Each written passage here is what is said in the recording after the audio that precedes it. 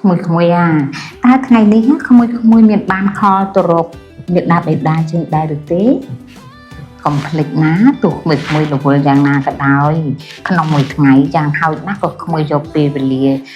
នៅពេលដែលត្រឡប់មកពីធ្វើការ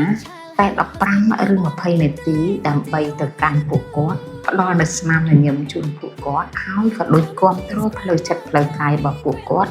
ដើម្បីឲ្យពួកគាត់ទទួលយកបាននូវសេចក្តីសុខផ្លូវចិត្តផ្លូវកាយនិងអាយុវែងសូមមកក្មួយចាំឲ្យច្បាស់កុំឲ្យភាពរវល់របស់ក្មួយលួចឆក់យកពេលវេលាដ៏មានតម្លៃនៃក្តីស្រឡាញ់របស់ក្មួយទៅកាន់អ្នកមានគុណសូមកុំឲ្យបាត់ឲ្យសោះឥឡូវនេះខ្ញុំជួនឹងនាំយកនៅចំណុច5យ៉ាងសំខាន់ដែលក្មួយត្រូវតែចងចាំដើម្បីឲ្យក្មួយមានសេចក្តីសុខផ្លូវកាយផ្លូវចិត្តនៅពេលដែលក្មួយរវល់នឹងការតបកិច្ចការងារនៅខាងក្រៅហើយក្មួយក៏ចង់ឲ្យលោកអ្នកមានគុណមានសេរីសួស្តីផ្លូវសុខផ្លូវចិត្តផ្លូវកាយសบายហារតីហើយមិនបាននឹកនានឹងបារម្ភភ័យអំពីពួកកូននៅឆ្ងាយឡើយ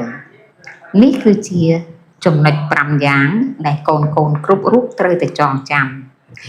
ទី1ណាកូនណាកុំប្រើសម្ដីគំរោះគំរើយដាក់អ្នកមានគុណកុំយកកំហឹងទៅជះដាក់គាត់កុំយកពាក្យអសុរោះទៅតបស្នងជាមួយអ្នកមានគុណវាមិនបានបន់ឡើយចងចាំថាសម្ដីមួយម៉ាត់របស់កូនដែលជះទៅលើគាត់គឺជាអាវុធមុតស្រួចចាក់ទម្លុះបេះដូងមេដាបេដាយើងបានណាទី2កុំបង្ហាញទឹកមុខធុញទ្រាន់ពេលគាត់សួររឿងរ៉ាវអ្វីដដែលកុំយកកាយវិការប្រកបដោយហិង្សាឬក៏ទឹកមុខមិនពេញចិត្តទៅកាន់ពួកគាត់អីក្មួយចាំអត់ក្មួយត្រូវកុំភ្លេចថាការក្មួយនៅទូចក្មួយតែងតែសួរសំណួរពួកគាត់រាប់រយដងឯណោះហើយមេដាបេដាមិនដែលបដិសេធនៅអ្វីដែលកូនចង់បាននោះទេពួកគាត់តែងតែឆ្លើយនៅចម្លើយភ្លាមបង្ហាញពីការយកចិត្តទុកដាក់និងក្តីស្រឡាញ់ទៅដល់ពួកកូនទី3កុំបណ្ដោយឲ្យគាត់ឯកោកុំរវល់តែផ្ដោតលើការងាររហូតដល់ភ្លេចសួរនាំសុខទុក្ខពួកគាត់វាមិនយូរប៉ុន្មានទេសម្រាប់ពេលវេលាជួបពួកគាត់នោះលុយកាក់ក្មួយអាចរកបាននៅពេលណាក៏បានដែរប៉ុន្តែពេលវេលាជាមួយឪពុកម្ដាយក្មួយកំពុងតែរាប់វាថយក្រោយហើយសូមបោះជំហានទៅមុខឆ្នាំថ្មីឆ្នាំសេះមាសនេះពិតជាលឿនពិតជាមានធម៌ពលពិតជាកំពុងតែឈានមុខដូច្នេះហើយក្មួយត្រូវតែប្រឹងដើម្បីឲ្យការជួបជុំនិងក្តីស្រឡាញ់រវាងឪពុកម្ដាយនេះបានល្អប្រសើរទ្វេដងជាងឆ្នាំចាស់ទី4កុំចាំទាល់តែគាត់សុំកុំចាំទាល់តែគាត់សួររកបាយកុំចាំទាល់តែគាត់សួររកថ្នាំកុំចាំទាល់តែគាត់សួររកប្រេងកូឡា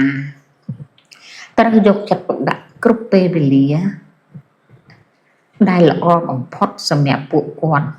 គឺជាការផ្ដល់ឲ្យពួកគាត់ដោយមិនចាំបាច់ឲ្យគាត់សួរឡើយទី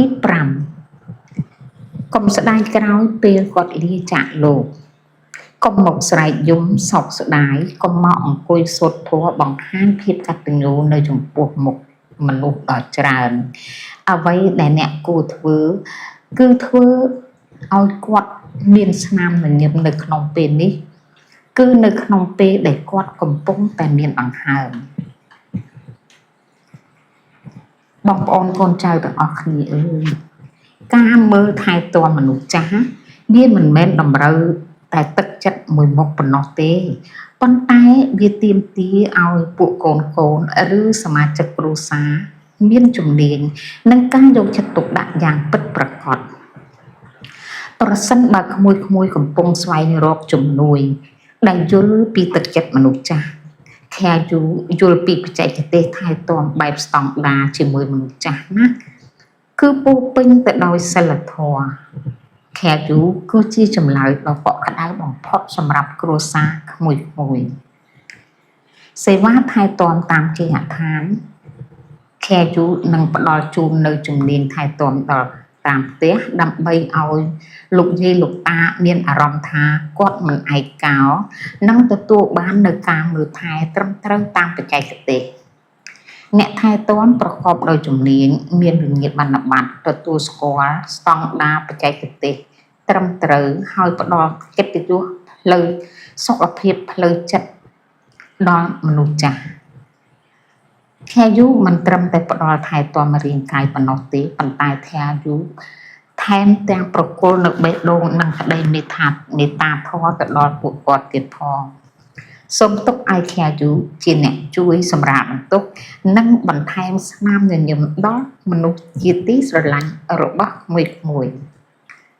សូមអរគុណសូមជម្រាបលា